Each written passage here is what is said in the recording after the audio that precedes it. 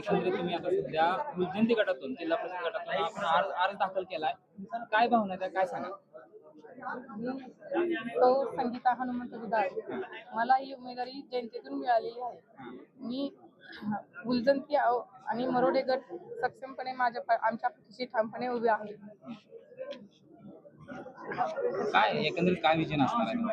विकासाच्या दृष्टिकोनातून गावचा विकास, ग्रामीण भागातील जो बी आहे तो आम्ही पूर्ण करू.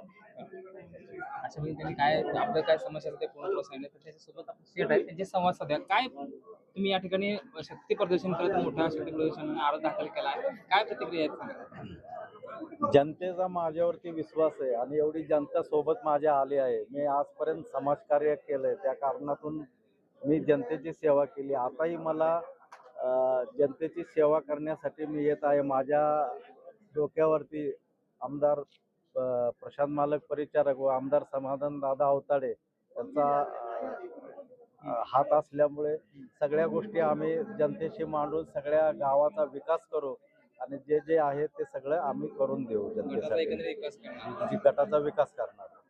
मतदारांना काय आव्हान करा?